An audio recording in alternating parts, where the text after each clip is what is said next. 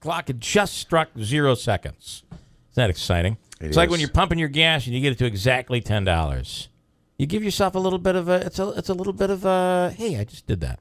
It means nothing. It means absolutely nothing. Why don't you just get 25 or 20, Bill? I probably should.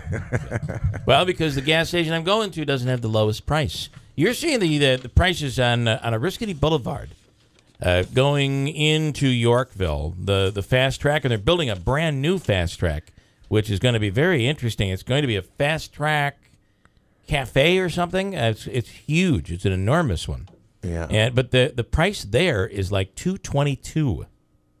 What are they? It's a cash, same as member price, $2.22. Are they? So there's the old fast track. They're building the new one. The new one hasn't been built yet. It's being built, but it's $222. So I think that sign, forgive me if I'm wrong, might be misleading because I pulled into a fast track this weekend and I thought the sign said same as member per cash, same as member price, and I paid cash and I paid the higher price. Well, I go right back in there, take the sign in. Yeah. Well, but, I think what it says is, I think it says you can get a membership for cash. Like. Oh, okay. Either way, that's a pretty low price. Maybe it is misleading, but $222 is lower than any of the other fast tracks. Although this morning in the Valley, I paid $223 for my regular unleaded. I'm still obsessed, folks. Still obsessed with the gas prices. Here's Clayton in New Hartford. Good morning, Clayton. Good morning. Good morning, Bill. All right, let's win some money here, Clayton. All right. Here for $350. This is from the Hobeika Law Firm, and we're giving it all out. Folks, once somebody wins this $350, we're done with the contest for the summer. It's all over with. Wow, so that's a lot of pressure. you could be the last one, Clayton, all right, for $350. According to Al Franken's book, Who is a Big Fat Idiot? Ready? Go. Trump? Is it Donald Trump, a big fat idiot?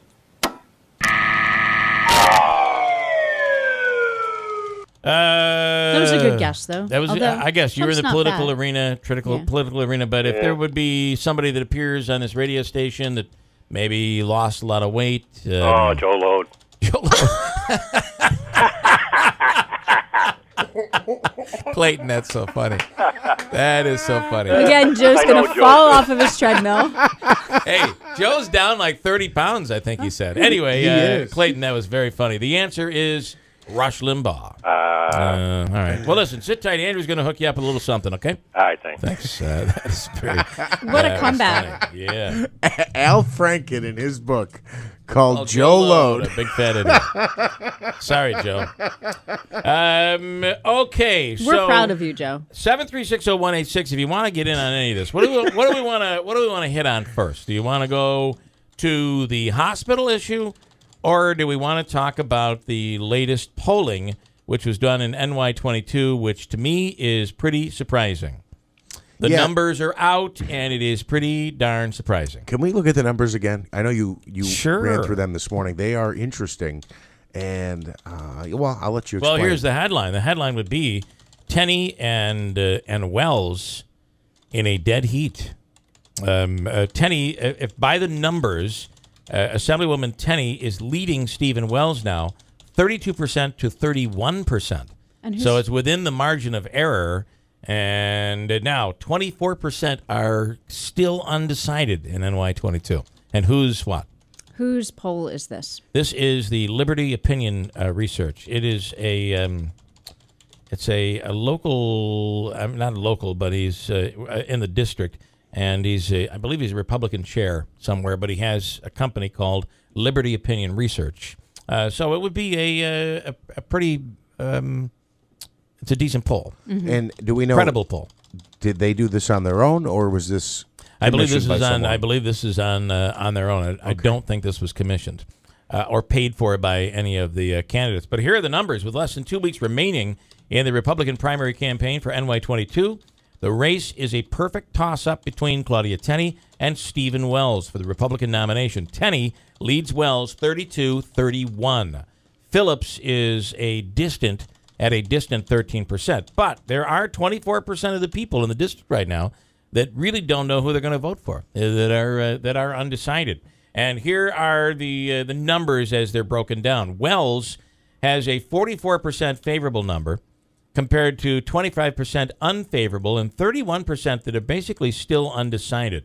Tenney, that's where the unfavorable number comes in. Her unfavorable is actually higher than her favorable. So she's at 40. It's about dead even. 42% favorable, 43% unfavorable. And most people have pretty much made up their mind on Assemblywoman Tenney. 15% of them are unsure. And that kind of makes sense, right? She's being hammered by negative political ads.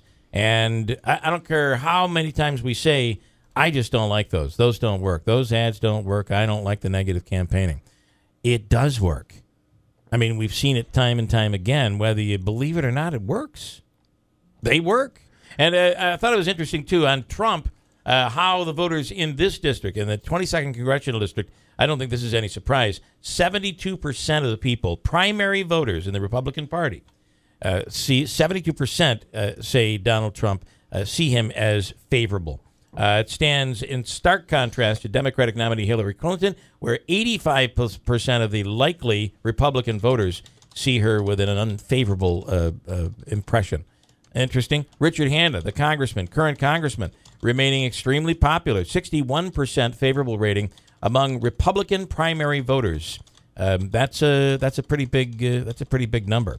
Now they broke it down. I thought this was also somewhat interesting. The only real surprise, I guess I would say, would be in Broome County, the Binghamton area. They broke it down by region. Broome, Tioga County. Phillips, who is from Broome County, Phillips with 30%, but right behind him is Wells with 29%. So it's a dead heat in Broome County where Wells is doing really well.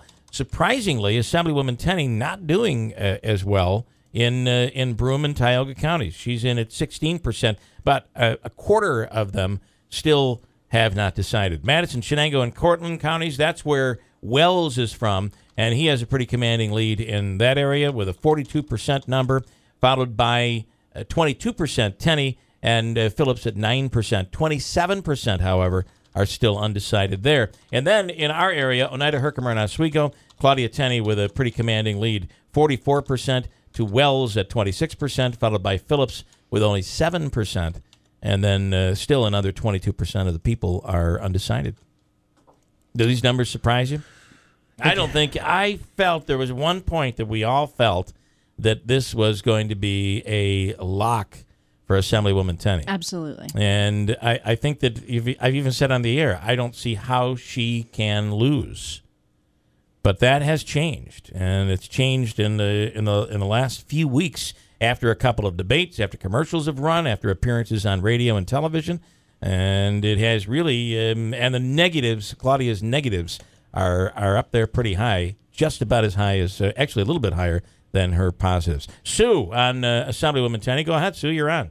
Good morning. I'm a registered Democrat, so I really probably shouldn't say much. But my husband... I unfortunately, I think it sounds like you're on a speaker. I can't understand what you're saying. I'm not. Okay, I'm a little better now. Okay, try it again. Okay, well, I'm a registered Democrat. My husband's a Republican. We did watch the debates, and especially the one on the radio. We watched it, and I was really appalled at how many times she had to check her cell phone, probably for advice or responses. People were probably her committee was probably texting her responses and whatnot. But I also want to put my 2 cents in how she used her mom as an excuse. I know many, many people who have a relative that's ill, puts aside their ambitions or their work or whatever it is to take care of a sick person, a sick family member, and then continue on with what their life is all about. And her using that excuse was really gnawing at me. You're bothered by her using that excuse. Oh, I really, really am, because how many of us are in that same predicament? Right, and right. Stay out of work, take time off, put away our family our ambitions, stay home and take care of that loved one. That's all I need to say. All right, Sue. I appreciate your opinion. Thanks so much. Thank you. Bye-bye. Christine, you want to add to that? Well, I have heard from several people after that debate who said that it did change their minds. That debate was pivotal in their decision as to who to vote for in NY22. I will tell you, though, that 25% of the people are undecided. And let's look at that number. And what do you think on that number? Is that a decision? Do I vote for Assemblywoman Tenney, or am I going to go with Wells? Is she in that decision making? Do I vote for Wells, or am I going to consider this Phillips guy? It's very interesting. You don't know what that undecided number, what it means, and where they're leaning. But there's 2 weeks left.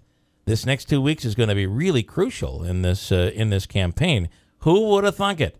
Actually, is it 2 weeks? Are we 2 weeks away, or we're it's the 28th? 28th. So we're just around the corner here, less than 2 weeks. So it's going to. Who would have thought we'd be in a horse race? But it is pretty interesting. 7:46.